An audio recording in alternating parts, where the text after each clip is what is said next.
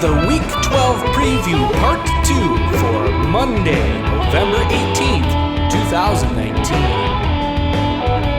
And now, live from Las Vegas, the host of the BetMaker Show, Brian Blessing.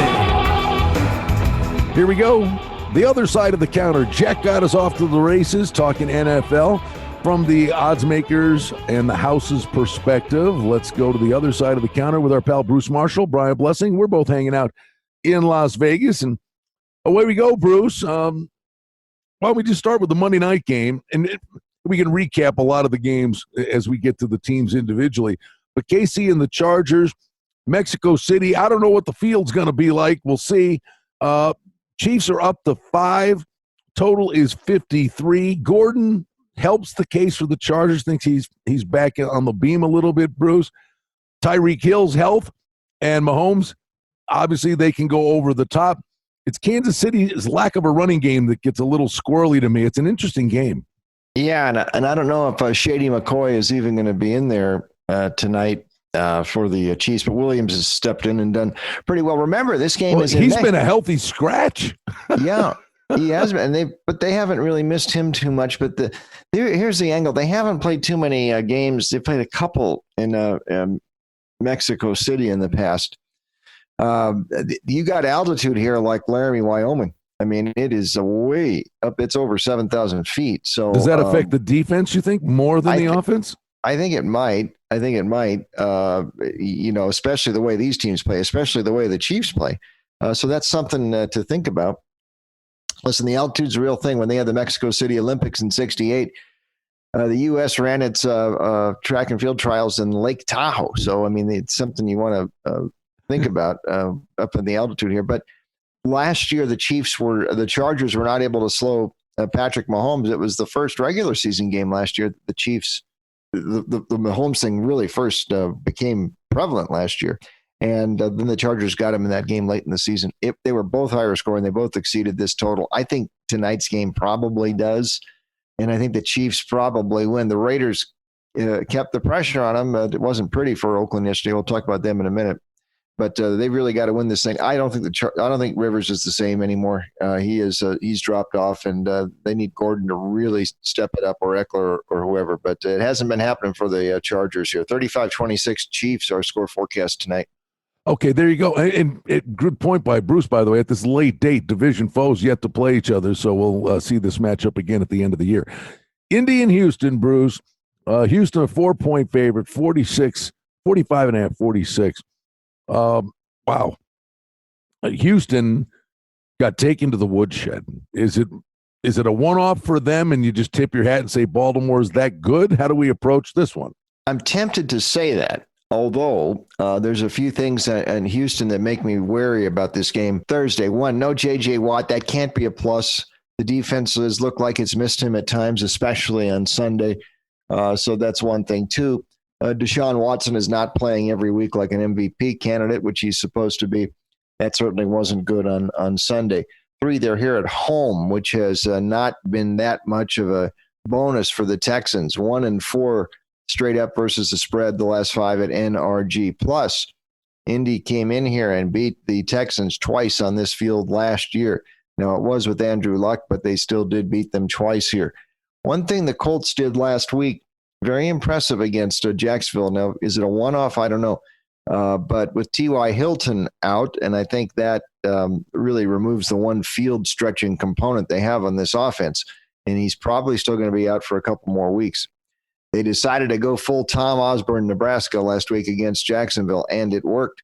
They rocked the Jags back on their heels with 264 yards rushing. So that sort of thing takes the heat off of Jacoby Brissett. This Indy defense is fully functional, and there's some serious history here, and the home field that doesn't seem to be working too well for the Texans. 23-20, we picked the Colts to go in there and win this thing on Thursday night. I think they're going to stick in this AFC South race all the way. And that was a big hurdle they cleared, winning that game impressively without Hilton on Sunday. The fun ride ended for Miami at home to Buffalo. Now they go to Cleveland with the Browns laying 10.5, total 44. Listen, the Dolphins are what the Dolphins are. They're going to have ugly games. There are going to be games where Fitzpatrick actually gives them a chance. To their credit, they play hard. They're not that good, but I don't think Cleveland is either. And this is more a Dr. Phil handicap, Bruce. Is this a team? Yeah, they got extra time to prepare, and they beat Pittsburgh, thinking that somehow they're still breathing in the race.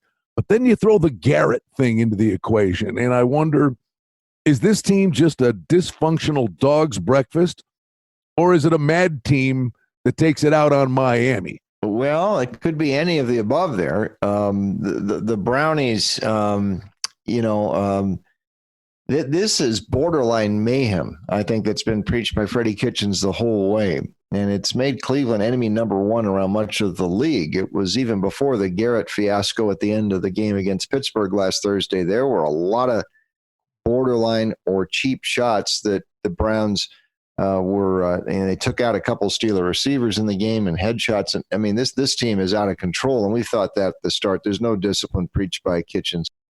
But they've only covered 3 of 10 this year. And now they're minus a potential defensive dominator in Garrett. The Dolphins, the Buffalo game was a reminder that many of these roster issues they have are not going to be solved until the offseason, if then. But they are still trying, and they had covered 5 in a row into last Sunday. And we still really haven't seen a sign of the Mr. Hyde side of Ryan Fitzpatrick's football personality. He's only thrown 1 pick the last 3 weeks. Now, we know that 5-pick game is waiting just around the corner, but we haven't seen it yet. 26-20, Cleveland. Just don't trust this team, which has been a little bit too erratic this year. Miami's still trying, and so I think plus the points, you can give Miami a whirl here. Yep. All right. Denver's at Buffalo, and the interesting thing here, I think you can – upgrade Denver a little bit even in defeat. That was a really good effort at Minnesota. And it was high time the Bills' offense stepped up to the plate, albeit a week too late. But Allen had a really good game. John Brown was spectacular for the Bills, and their defense remains really, really good. Weather's an issue, obviously, at this time of year. This is a real weird game. But for Buffalo, Bruce, I think as they look at their schedule, had they not blown the Cleveland game, this would have been the game that basically put them in for sure. But this is a game they have to take care of. The schedule gets really salty after this. But Denver's playing hard. Yeah, Denver's playing hard. And, just as an aside here, watching Brandon Allen pump some life into this Denver offense, you have to wonder what on earth John Elway was thinking in the offseason when handing the keys to this offense over to Joe Flacco, who was well past his sell-by date. It's really uplifting for Bronco fans to see a quarterback who can move. And I think I've seen enough from Allen to wonder if this guy shouldn't be given a longer look here. The plan in Denver is to give Drew Lock, the Missouri rookie, a look in December when he comes off of the injured list. Knowing Elway, what he's done in the past and how he stuck with Paxton Lynch for a few years when he should have cut his losses early. I'm not sure what he's going to do, but I think they should give Allen a little bit longer look. But we digress. Denver into this game at 3-7 fits the profile of a lot of Buffalo victims. Buffalo has beaten teams with 6 of their wins versus teams with a combined 8-42 straight up record. So the Broncos, they're not going to send Colorado State in their place. They're actually going to show up here, but they've been playing better. But one thing, just keep in mind this: Josh Allen looked really good yesterday, and Brown looked very good too. This will be kind of a special game for him, I think. He'll be keen to remind that Front Range TV audience watching back in Colorado what the Broncos could have had in last year's draft if John Elway had watched Allen a bit closer when he was at nearby Wyoming. There were a lot of Bronco fans thought that's the guy that Elway should have picked, but he didn't do it. This Bill defense is pretty gnarly. But one note, Denver's under trend that reached 15-2 a few weeks ago has abated the last 2 games since Allen was at quarterback. So maybe that Denver under thing, it's not as applicable with Brandon Allen in there. In the Battle of Allens, we'll take the Buffalo version with Josh, 26-17 Bills on Sunday. Pittsburgh at Cincinnati. Extra time for the Steelers, a 6.5, 7-point favorite, total 39.5. Say what you want about the Bengals. Well, they did last week. I guess it's kind of a roller coaster ride. But last week, against Oakland. They played hard. I mean, they're playing like they care. Oh, yeah, they're trying. I mean, these teams, they don't want to be there sitting with the big donut, and they're still looking at that. Here we get to almost Thanksgiving, and they still don't have a win. At some point soon, maybe Zach Taylor turns back to Andy Dalton to help them avoid that the donut, but no sign of a move to the bullpen yet. The problem they're having right now is this offense just doesn't have a lot of pop. They've been held to 17 or fewer in 8 of their last 9. That includes a lot of games with Dalton, by the way. And they appear content to let the NC State rookie Ryan Finley audition for the job before deciding what they want to do about a quarterback in the first round of the draft next April. It looks like they might certainly have a good chance at the first pick. Pittsburgh not penalized quite as heavily as the Browns and Myles Garrett for that brawl at the end of the game the other night, but they're impacted nonetheless. Short-term suspension of their key center, Maurkice Pouncey.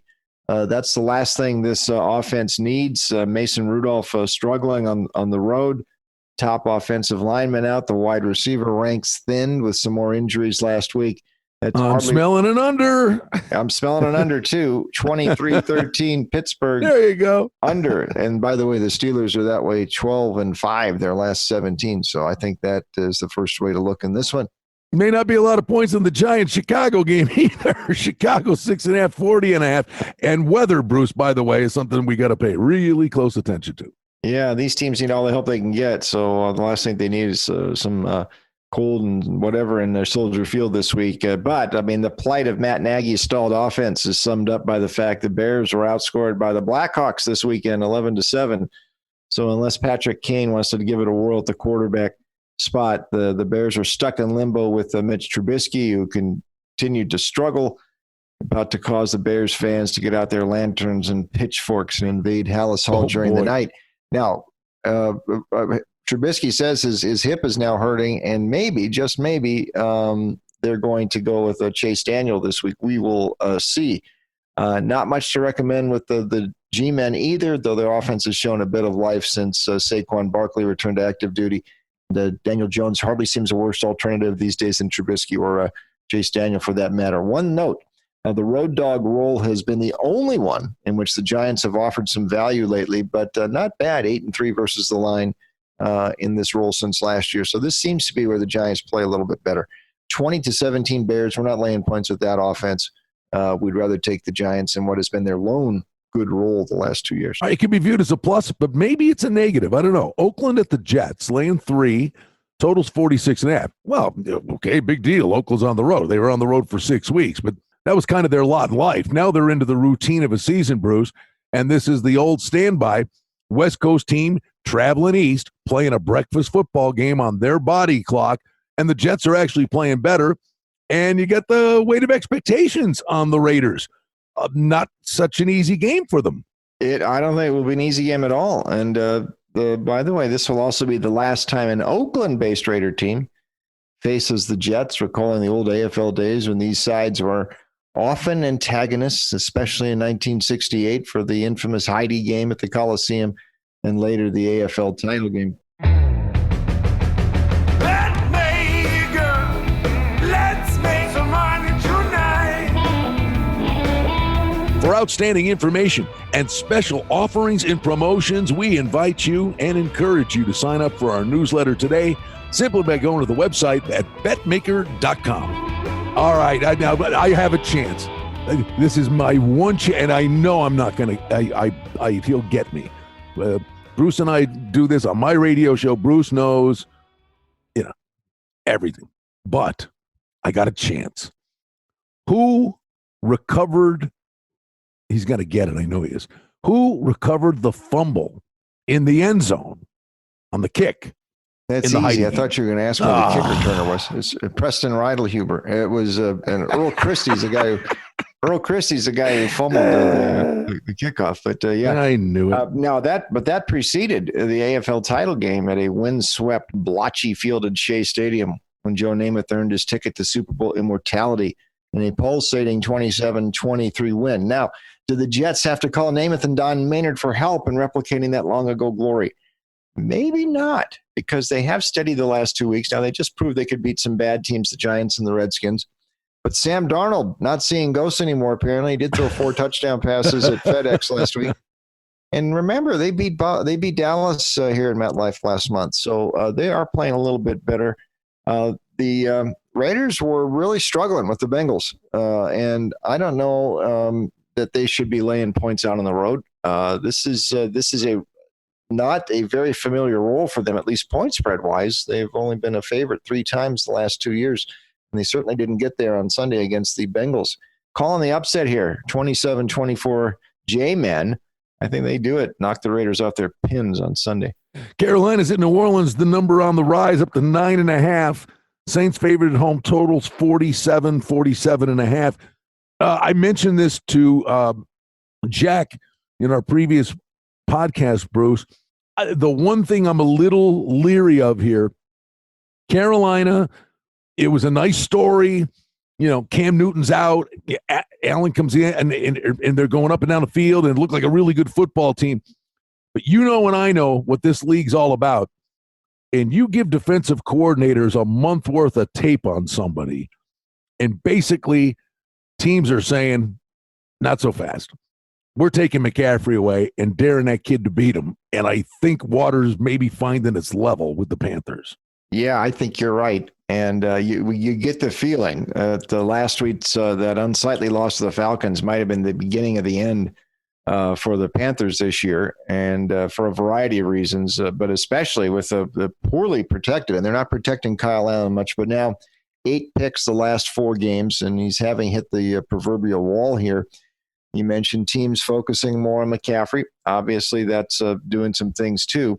Remember, for much of the autumn, it was assumed Cam Newton might be back around by Thanksgiving and ready to bail out Allen in just such a scenario, but that's not going to happen now. Cam is done for the year, moved to IR, so they got to sink or swim with Allen the rest of the way, and it looks like they're starting to sink.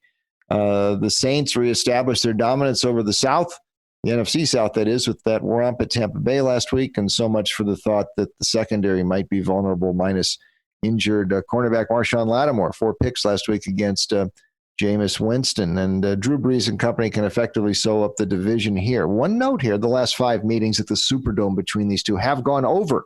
So maybe that's something to look at. But the Saints certainly the side to back as well here, we think. 33-18 New Orleans, Gold Sheet forecast for Sunday at the Superdome. One that wouldn't shock people to go over is Tampa Bay and Atlanta. Winston can take you up and down the field. He can also throw 2 pick sixes and do a lot of stupid stuff. And Atlanta has showed up with a real sense of purpose. It looked like a good football team, albeit it's only 2 games. But since the bye, they've righted the ship, at least making it seem like they want to play for Quinn. I don't know that it makes a difference when all is said and done.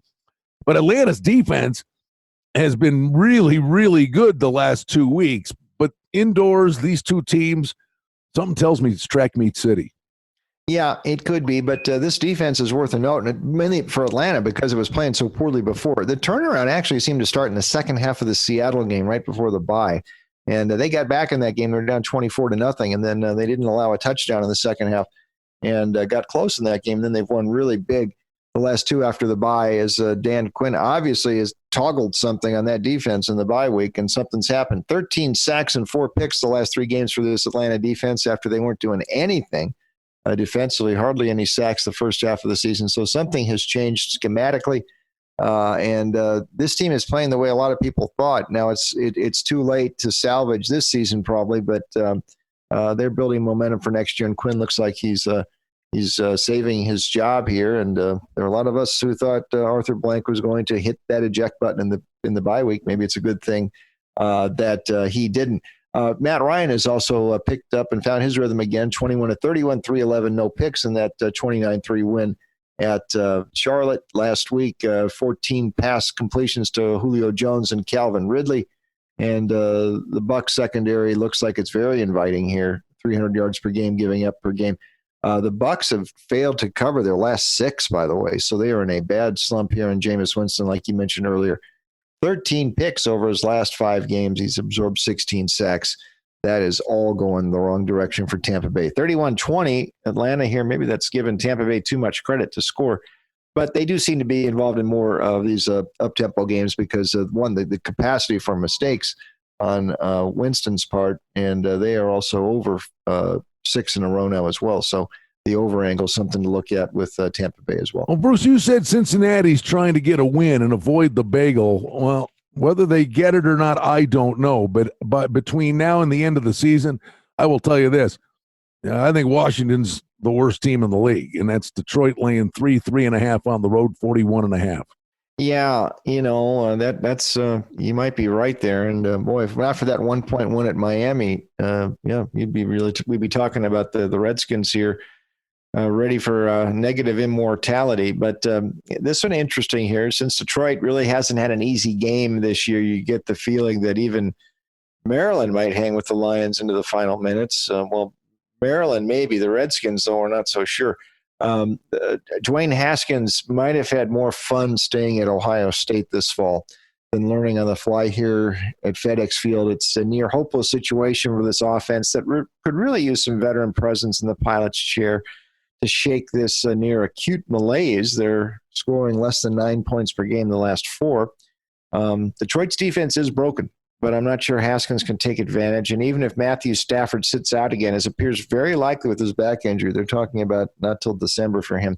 The Lions, though, did show some life behind Jeff Driscoll against Dallas on Sunday, so I think they can score the winning points here. 24-16 Detroit. Like you said, it's more a vote against Washington at this stage, and that seems a pretty good course of action to look at until further notice. That may be the most poetic description of a bad football team I've ever heard. An acute malaise. that was Socratic. I'm just sitting here going, boy, you're painting such a rosy picture for such a rotten team. That sounded good, man. I don't know where that come from, but bottle that one. Well done. Jacksonville, Tennessee. Tennessee's 41.5. Hey, it's an AFC South game, right? Hang 3 on the home team and have at it. Yep, that's the way it seemed to go here. Boy, Nick Foles, the return to the lineup didn't go too well last week for the Jags. It wasn't all Foles' fault. It was mostly the fault of that defense. Where did the defense go? We mentioned earlier in the segment here how Indianapolis just bullied the Jags on Sunday at Lucas Oil. So they got to shore this defense up if they want to stick in the playoff race, which is now looking very problematic here. For Jacksonville. They are ready to slip out of it only because the rest of the division is kind of hovering around 500. Do they even have a chance? That's 500. That's where Tennessee is at now. Big switch from the first game. That was Minshew versus Marcus Mariota back there in mid-September, Thursday night game, and Jacksonville got him down at Everbank 20-7. It's no question Tennessee's a little bit different since Ryan Tannehill came in there. He's mobile, and he's not afraid to throw downfield like Tannehill was, like Mariota was. He's hitting 71%. He's also gaining almost 5 yards per his rushes out of the pocket there. This team, when they figure out how to use Derrick Henry, they're pretty lethal. The problem is they don't always do it right, but he had a heavier workload against Kansas City before the bye, and he delivered against this wounded front 7 of the Jags. That looks like it could be a way to go for Tennessee. Over might be interesting here. Titans are over their last 4 games. That coincides with Tannehill in the lineup. The Jags over their last 3 as a visitor. 27-20 Tennessee here. So let's go with the Titans. I don't want to belabor the point on this game, but I didn't see. Honestly, I didn't see one play of the Indy Jags game for some reason. So I'm looking at the box score, Bruce. I mean, Foles, he was out a long time, maybe shake the rust off. Well, he was 33 of 47 for 296, 2 touchdowns and an interception. His quarterback rating was only a 24. But, my God, Jacksonville had 29 yards rushing in the game, and Indy had 264 yards rushing in the game. That's all you need to know right there. Yeah. Yikes. That was all. And this defense for Jacksonville's got to step it up. I mean, any team that's going to run for 260 against you, you're going to lose. Well, so Derrick Henry could get 300 yards rushing in this game. Big game. Fantasy owners of Henry, get ready. Hello. Pull the trigger this week. He's on my team. There you go. Mine too. Yeah. Dallas and New England, 6.5, total 46. It's a compelling game. We watched the Patriots game together yesterday, Bruce. I think this is a very good football team and with a terrific defense. But I think it's a flawed team offensively, which is crazy to say with Brady. You don't have Gronkowski in the red zone, and the Patriots cannot run the football. So, and Dallas runs hot and cold to me, but they've got a running game. It's interesting. It is, and Brady doesn't look all too happy about it. I mean, he was moping around after the game last night, and then he just said, well, I'm tired. But then this morning, some quotes, he's worried about this offense, and I'm not sure they can fix it here because Thanksgiving is right around the corner. But we've seen New England before. They're pretty resourceful. You wonder, though. I mean, they were settling for a lot of field goals yesterday down in the red zone. Bruce, they needed the trick play to get it in the end zone. They needed the trick play, and they missed Gronk down there in the red zone. And I think that's pretty apparent right now. And whether he ends up showing up again or not, I don't know. He's got until next week to. I don't think it's going to happen, but they're missing him. Dak has been one of the hottest quarterbacks over the last month. And now he's facing this defense is still there for New England. They really they shut Philadelphia the other day, and you really saw that the Eagle offense really struggled. Now, they had some problems on the offensive line too, but they really struggled. And New England's been doing this all year. Gilmore, the McCourty brothers, they're really sticky. And Dak's not going to have as easy a time throwing the ball as he did against the Lions last week. That's unusual that New England failed to get 21 2 weeks in a row, but I think he'll take more downfield shots against this Dallas secondary. Only 4 picks this year, and Jeff Driscoll, like we said, put up 27 on him last week. Belichick 16-4 spread run at Gillette Stadium. They're also under 15-4 last 19 in the regular season. So let's look at the Patriots and the under in this one. 29-14 Gold Sheet Key release on New England on Sunday. All right, highly anticipated Sunday night game. Green Bay's at San Fran. Niners laying 345.5. Green Bay extra time to prepare. San Francisco, Bruce, on this remarkable season they're having, the 3 toughest games they've had, they're all division foes. They were life and death to beat Arizona twice, and of course the Seattle game. But encouraging for them that in a game where, when they beat teams, they run it down their throat. This was a game where Garoppolo had to bring them back, and he put up big numbers and pulled it off. Don't be fooled by the 10-point margin. They were life and death to beat Arizona. Oh, those of us who bet on Arizona plus 10 know all about that. In that last play of the game, we were counting our money, cashing the tickets, and it didn't happen at the last play. So I won't go there anymore. But Arizona's playing pretty well lately. When you win games like that, though, that's the sort of stuff that suggests something special is going on, and that's certainly the case with the 49ers here. When you win games like that, it's your year. The Packers have had some of those too. In fact, it's for some of us are getting a little tired of watching a Green Bay play and getting all these breaks the way they've been getting. Jimmy G, though, that he is really stepping up here. Aaron Rodgers back in the Bay Area, nearby home for him. He played at Cal. But Jimmy G's got plenty of weapons at his disposal. 10 different players caught a pass versus the Cardinals last week, and that was without George Kittle, his tight end, who might come back this week. Deebo Samuel, the rookie from South Carolina, has turned into now sort of his go-to threat for Jimmy G. Clear defensive edge for San Francisco. I think the Packers lose for a second time in the Golden State in the last month. Remember that bad effort against the Chargers a couple of weeks ago. 34-27 San Francisco. Might be kind of fun to watch Sunday up at Levi.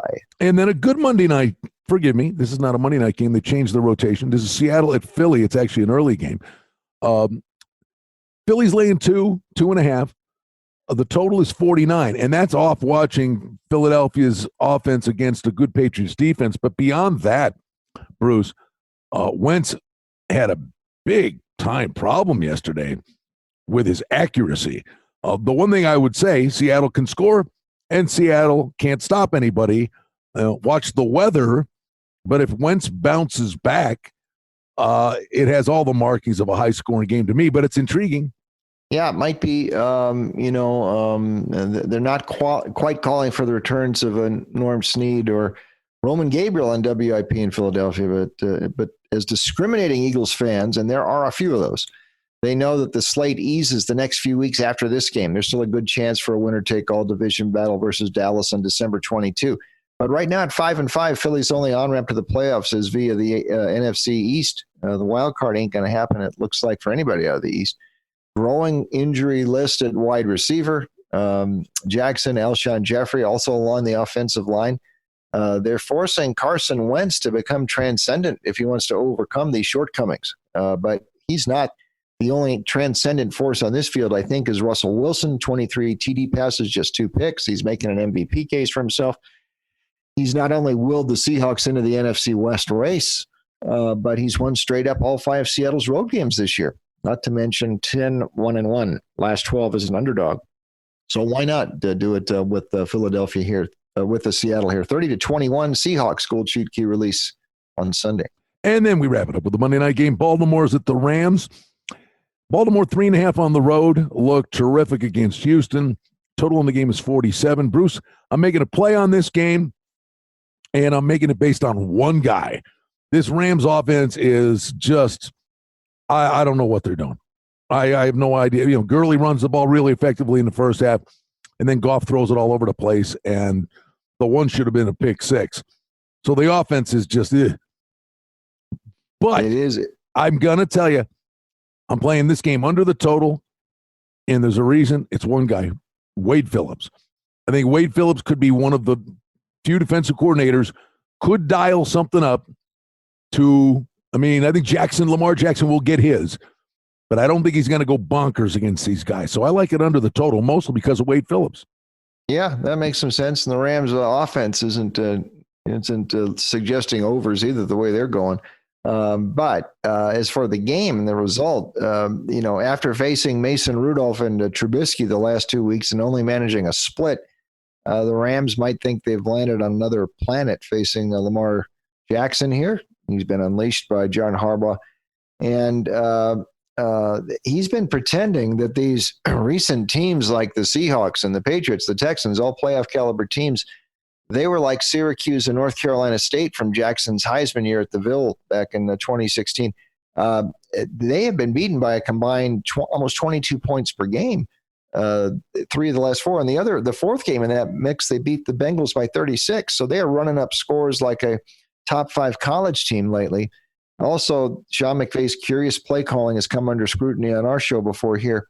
And now they've got to face a Baltimore defense that, by the way, looked terrific against the Texans. Best game of the year, 6 sacks. They held Deshaun Watson and that potent Houston offense scoreless for 3.5 quarters. That win streak for Baltimore now straight up streak at 6, cover streak at 4. They've pulled clear in the AFC North, 27-16 Baltimore. Another gold sheet key release Monday night. He is a fountain of information. He's a dear friend. We love doing this. I will never be in an acute malaise when I'm doing sports talk with Bruce Marshall.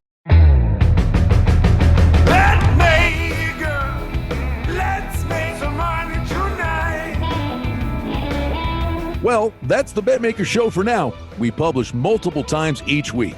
We'd like to thank you for listening, and if you liked what you heard, please take a moment to leave a rating and review, or subscribe to our show feed, or share our show with a friend or two and help us grow the show. We very much appreciate it. Visit us on the web at betmaker.com. And reminder to sign up for the newsletter. Thanks to our engineer, Darren Vandermolen, and producer, Mike Gallivan. The BetMaker Show is a production of Cardinal Marketing Incorporated. BetMaker is a registered trademark. Any rebroadcast, reproduction, or other use of this content without the express written consent of Cardinal Marketing Incorporated is strictly prohibited. The handicapping and sports odds information contained on this podcast is for entertainment purposes only. Please confirm the wagering regulations in your jurisdiction as they vary from state to state, province to province, and country to country. Using this information to contravene any law or statute is prohibited. The podcast is not associated with, nor is it endorsed by any professional or collegiate league, association, or team. This podcast does not target and is not intended for an audience under the age of 18. If you think that you have a gambling addiction, stop this podcast now and please seek help. Gambling and betting on sports is a form of entertainment and should be about having a good time. But when done excessively, it may negatively affect other areas of a person's life, such as their physical and mental health, school or work performance, finances, and or interpersonal relationships. At BetMaker.com and the BetMaker Show, we're concerned about the addiction that gambling may cause, and for this reason, we encourage everyone to practice responsible gambling, an approach to gambling that helps you ensure that it remains an enjoyable activity. Here are the main principles of responsible gambling. Don't think of gambling as a way to make money. Always gamble with money that you can afford to lose. Set limits and stick to them. Never chase losses. Don't gamble when you're depressed or upset, and create a healthy balance. Always be aware of how much time you spend gambling or thinking about gambling. And do not allow gambling to cause you to miss out on time with family and friends or time spent on other activities you enjoy. By following these guidelines, gambling can be a good time and great entertainment. If you feel at any time that your gambling is taking away from important areas of your life, is causing you stress or depression, or is leading to financial losses that are beyond your control, please reach out for help. Learn more at responsiblegambling.org.